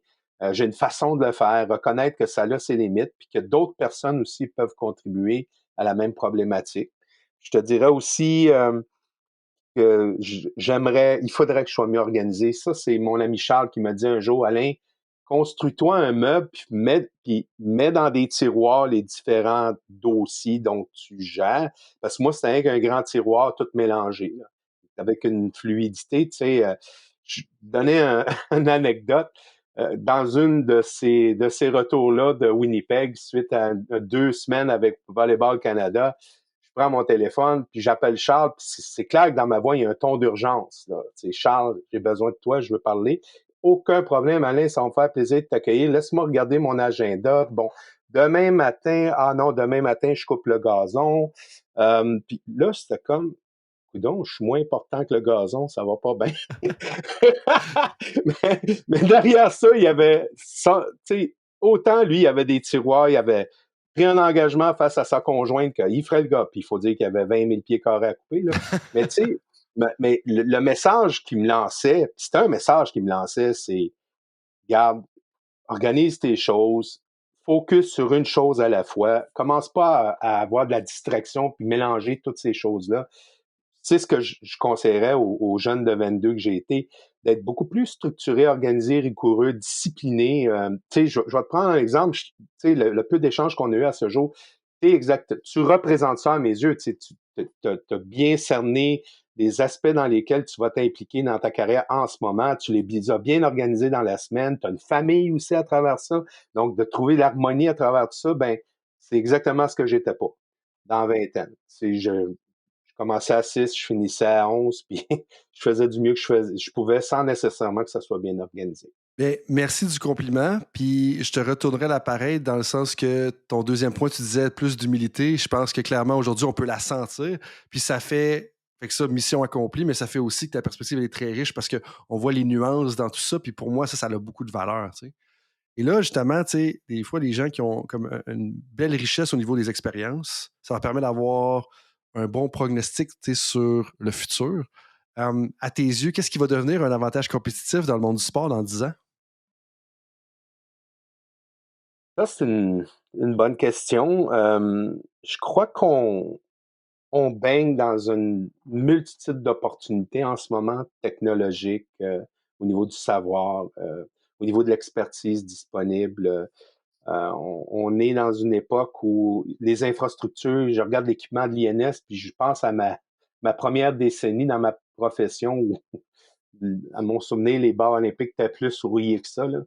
Tu sais, je crois qu'on est à un endroit où l'avantage compétitif, ça demeure, oui, l'expertise, la connaissance de pointe et tout ça, mais c'est beaucoup, à mon avis, sur comment on l'utilise pour atteindre les objectifs, puis vraiment agir sur ce qui compte le plus dans l'évolution de cette. Je pense qu'actuellement, je reconnais plus de moyens, d'opportunités, de potentiel que d'habilité à optimiser ce potentiel-là dans la réalité du coach, dans les objectifs de performance que l'on se donne ou qui sont clairs ou des fois pas si clairs que ça, ou si partagés que ça. Alors, je continue de penser à la petite phrase de Charles au niveau des briques, là.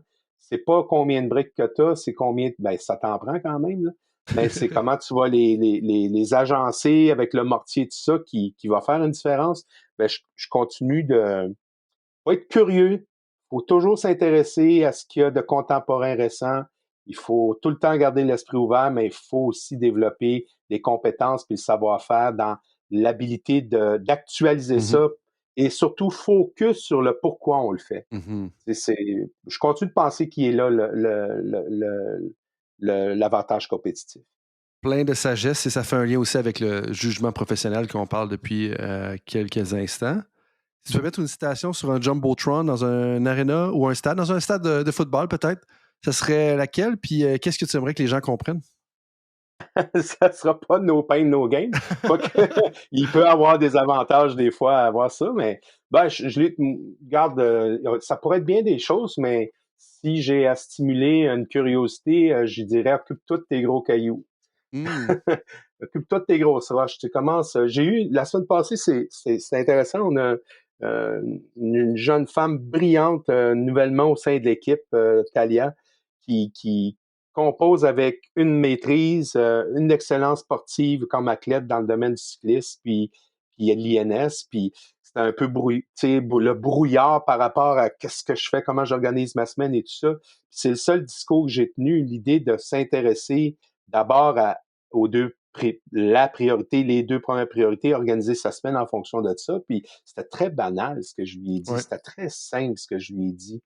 Puis elle m'a réécrit avant-hier en disant wow, là, je suis une clarté, là. Puis mon Dieu, OK. Mais, mais c'est ça, je dirais. Occupez-vous de vos gros cailloux. Ben, tout à fait. Puis je pense qu'on l'oublie souvent. Puis tu sais, des fois, les dictons simples, ça a justement une grande valeur. Puis ça persiste à travers le temps parce que ça a une grande valeur. Puis c'est significatif. Puis tu sais, tu disais tout à l'heure comme que l'organisation va bien. Puis tu sais, justement, c'est un défi continuel. Tu sais, dans le sens que comme il faut s'adapter aussi à travers le temps. Puis tu sais, comme que ce soit au niveau de l'organisation, que ce soit comme kinésiologue, tu sais, moi, c'est un enjeu. Puis à chaque 5-6 mois, il y a tout le temps quelque chose qui arrive. Puis il faut que tu te réadaptes. Puis il faut faire du mieux qu'on peut. Mais justement, de prioriser les gros cailloux, pour moi, ça me parle beaucoup. Et là, les deux questions plus personnelles. Puis personnelles dans le sens qu'on ne s'en va pas dans le personnel de qu'est-ce qu'Alain il boit le dimanche soir. Si tu veux le partager, t'es bienvenu. Mais deux questions qui m'intéressent particulièrement. La première, c'est plus avec, tu sais, comme je te disais, ma gang d'amis, tout ça, on aime ça parler de l'entraînement, le fitness, puis ces choses-là. On écoute plein d'affaires, on discute de plein d'affaires. Puis je l'ai formulé du côté du jeu partant, réserviste, coupé, start, bench, cut, qu'on utilisera en anglais. Puis parmi les trois options suivantes, laquelle serait partante, réserviste ou coupée pour vivre une belle vie active? Fait qu'on est des personnes dans la trentaine, on veut vivre une belle vie et tout ça. Comme, est-ce que qui est partant ou qu'est-ce qui est partant, qu'est-ce qui est coupé, qu'est-ce qui est réserviste? Un deadlift de 525 livres, un VO2 max de 65 ou 5 overhead squats complets sans douleur. Pour les gens qui se posent la question, je suis capable de faire aucune de ces choses-là en ce moment. C'est juste la fantaisie. Mais c'est quand même souvent dans le, on va dire, pour le deadlift et le VO2 max, là, on est dans le top 5, top 10% là, par rapport à ton groupe d'âge. Mais j'étais curieux de savoir ta perspective par rapport à ça. Ben, tu m'offres aucune teinte de gris, est-ce que je peux voir? Parce que, tu sais, dans le fond, si tu mets pas des données sur ça, puis tu parles juste de la valeur de chaque chose, il y en aurait une, tu sais. Si on parle santé à longévité, tu sais, autonomie et tout ça, la force est hyper importante. Si ta vie active tourne plus autour des activités d'endurance et tout ça, la VO2 va avoir un impact important. Mais si on parle plus de façon fonctionnelle, de façon mobilité, stabilité, coordination, équilibre et tout ça, ben ton overhead squat gagne la panne. Alors, mon réflexe, puis à cause peut-être de mes influences de réadaptation, je mettrais comme partant l'overhead squat. Je suis évidemment de l'univers de la force puis du système neuromusculaire, fait que je vais mettre le deadlift en deuxième. Puis le VO2, j'aime pas courir. mais c'est intéressant ce que tu dis. Ben, merci de ton honnêteté. Mais deux, en même temps, de dire, si je comprends bien, c'est comme les overhead squats sont peut-être plus une fondation pour tout le reste. Puis, tu sais, l'élément, puis je trouve ça intéressant parce que je m'attendais à ce que le VO2 max soit peut-être plus élevé parce que ça a quand même un impact. Là, on s'entend, les trois ont un impact, sinon ils ne feraient pas partie de la question. Mais il y a un gros enjeu de blessure. Tu sais, quand tu arrives dans les personnes âgées, quand tu arrives à un certain âge, de dire si tu n'as plus de force, comme les blessures arrivent parce que tu prenais une boîte ou tu prenais un pot qui était peut-être au-dessus de ta tête, puis là, tu n'es plus assez fort pour justement l'amener plus bas, puis là, ça fait que ton épaule, ton coude, peu importe ce qui se passe. Tu sais. Ben, tu sais, tout ça a une valeur, une importance, puis je reviens à tout ce que en partie ce que je t'ai dit à date, à savoir c'est quoi les exigences du quotidien de cette personne-là, puis sur cette base-là, Mm. quelle sorte de vie active elle a. Une vie active, ça peut tirer dans tous les sens, puis ça va avoir une influence. Est-ce que le deadlift, c'est bon? Oui. Est-ce que le VO2 max, c'est un indicateur clé? Oui. Mais 65, 500 quelques livres, 500 quelques livres. Moi, je peux te dire que plus jeune dans ma carrière, je me suis beaucoup intéressé aux personnes les personnes de 60 ans et plus, c'est quoi les indicateurs, c'est quoi les variables. Puis il y avait un nommé Pollock à l'époque qui faisait beaucoup de recherches sur le domaine, puis qui avait clairement démontré que, hey boys, vous faites parler juste de l'aptitude d'aérobie puis du VO2, mais the name of the game, c'est la force, au niveau Mm. de l'équilibre, au niveau de la prévenir des fractures de la hanche, au niveau de l'autonomie, ouvrir ton pot, puis à un moment donné, tu n'es plus capable de l'ouvrir, puis tu t'ajoutes des outils pour compenser, mais quand même, la force musculaire dans le vieillissement de la population demeure pour moi une priorité absolue. Tu sais, densité osseuse, name it. Tu sais. Hey, super. Puis je pensais que c'était important aussi d'en parler, un, par intérêt, mais deux, ce que tu viens de dire, pour moi, ça parle à tous les professionnels qui sont dans différents postes de dire, hey, oui, vous êtes professionnel, oui, vous faites ce que vous avez à faire professionnellement, mais est-ce que vous vous occupez de vous-même aussi en bout de ligne? Parce que si vous voulez avoir une carrière durable, c'est un élément important. Dernière question. Et je t'ai promis qu'on ne parlerait pas des Packers, donc les Packers ne seront pas un choix. Pour mettre les gens en Merci. contexte, les Packers de Green Bay sont une équipe de football dans la NFL qui font partie de la division de la NFC North. Et puis, je Ouais. sais qu'il y a quelques personnes Et de. Oh, on a-tu une casquette? On a une casquette qui vient ici parce que bon, bientôt, Alain va être appelé à trahir son équipe. Je te renvoie le jeu partant, réserviste, coupé. Parmi les trois options suivantes, laquelle des équipes serait partante, réserviste ou coupée pour gagner le Super Bowl avant les Packers dans les prochaines années en provenance de la NFC North? À bout de ligne, là, s'il y a une équipe qui devrait gagner le Super Bowl puis que ça te dérangerait moins que les autres, ça serait laquelle parmi les Lions de Détroit, les Bears de Chicago ou les Vikings du Minnesota, qui sont trois équipes rivales des Packers de Green Bay? ben, je vais aller du côté des Lions, c'est sûr. Tu sais, moi, j'ai été témoin, peut-être toi aussi, là, des années de Barry Sanders, de tout. Ben, en tout cas, c'était de la magie à chaque action. Mais bon, c'est une équipe, puis une population, puis des fans de toujours de football qui ont jamais laissé tomber leur équipe, malgré l'absence d'un playoff, malgré l'absence de succès d'un playoff, et qui enfin vit une année qui peut nourrir un peu leur passion, puis qui peuvent enfin les faire triper au niveau du succès. On a présentement un corps arrière qui vit sa rédemption, puis qui émerge après un passage, une longue marche à travers le désert. On a un entraîneur qui a amené un enthousiasme, une énergie, un changement au niveau de la culture d'être gagnant. Puis tu sens vraiment qu'il y a un humain derrière cette espèce de masse musculaire-là. Ça ne doit pas être son ennemi. Fait que, ouais, les Lions, définitivement, c'est une équipe que je ne voudrais pas voir battre les Packers, mais qui semblent, dû à leur histoire, puis dû à toutes les actions qu'ils ont mis de l'avant pour devenir une équipe de pointe, mériter cette chance-là. Ça te dérangerait moins. Puis là, on veut savoir qui tu coupes. Est-ce que tu coupes les Bears ou les Vikings? Moi, je pense que je sais la réponse, mais je suis curieux de t'entendre. Ben, moi, je coupe les Vikings. Tu coupes les Vikings? Oh! Ouais. Un virement de situation. Je pensais que ça allait être les Bears. Ben, c'est toutes des équipes qui... Je pense qu'il y a des choses qui me plaisent moins. Je trouve que les Vikings ont changé.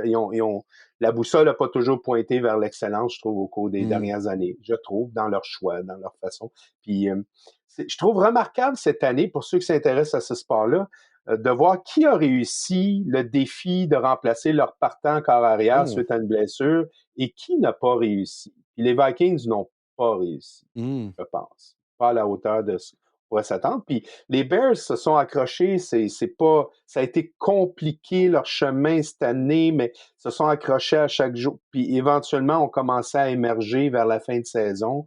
Pas tout le temps agréable à regarder, pas tout le temps du beau jeu. Même des fois, tu as l'impression qu'on était en début de saison, dans les derniers matchs de la saison. Mais moi, j'ai apprécié leur résilience, j'ai apprécié le fait que les joueurs sont restés dans l'engagement et la croyance que c'était possible jusqu'à la fin.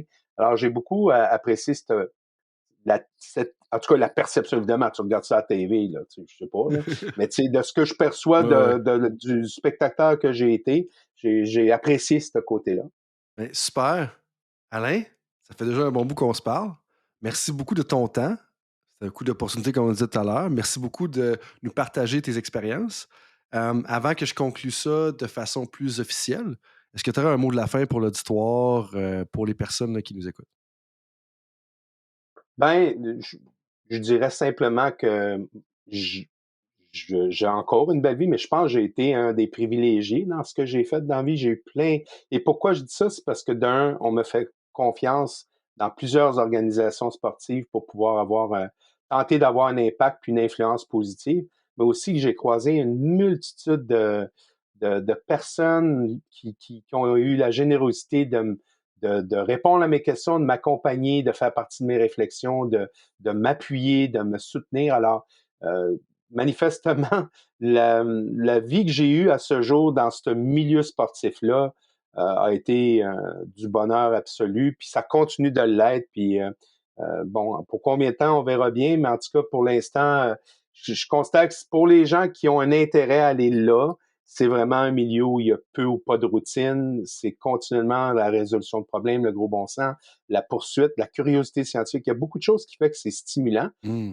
L'enjeu numéro un, c'est que ton agenda, mettons que tu veux planifier aller au théâtre jeudi prochain, il va falloir que tu attendes tard avant de savoir si tu es disponible. Mais ouais, j'ai eu cette chance-là, puis j'ai eu la chance aujourd'hui de te parler, puis de maintenant, depuis 6 mois, de te compter dans mon réseau. Puis tu sais, moi, chaque fois que je rencontre une personne qui amène une expertise comme la tienne ou dans d'autres domaines, puis qui m'amène à voir autrement, à réfléchir autrement ou à recadrer l'information autrement, comme on l'a vécu récemment ensemble, où tu es parti d'un fond d'écrit que j'ai fait, puis tu l'as repositionné, puis tu l'as simplifié, tout ça.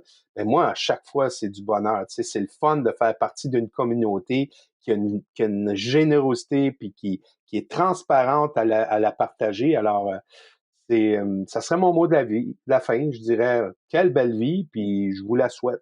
Ben, merci pour ce beau témoignage. Puis moi, ce que tu dis, ça me parle beaucoup parce que c'est de la co-création pure et dure. Puis c'est vraiment riche dans n'importe quoi ce qu'on fait quand on peut être dans un mode comme ça de co-créer les choses. Tu sais, c'est le fun. On va plus loin d'un, mais c'est toujours plus le fun quand on fait ça en équipe. Là-dessus, Alain, merci beaucoup de ton temps encore une fois. Merci de nous avoir parlé de tes expériences. Et pour tous les auditeurs et auditrices de Temps d'arrêt, je vous dis à la prochaine pour un autre podcast. Bye. Salut tout le monde, c'est Coach Frank avec un petit rappel pour vous avant que vous partiez pour vos autres projets de la journée, que ce soit une pratique ou un entraînement. Est-ce que vous voudriez recevoir une petite réflexion de ma part par courriel? Est-ce que vous aimeriez ça vous faire challenger dans votre travail? Si oui, bien, la réflexion du coach est pour vous. C'est quoi ça? Eh bien, c'est un petit courriel textuel qui partage les idées, concepts et débats qui animent mon esprit dans les dernières semaines. C'est très court, 250 à 500 mots. Et donc, si vous voulez recevoir ce genre de courriel qui va susciter de la réflexion, eh bien, visitez le drcoachfrank.com dans la section Contact et inscrivez-vous. Sinon, eh bien, je vous dis à la prochaine et merci d'être avec moi dans l'aventure Temps d'arrêt.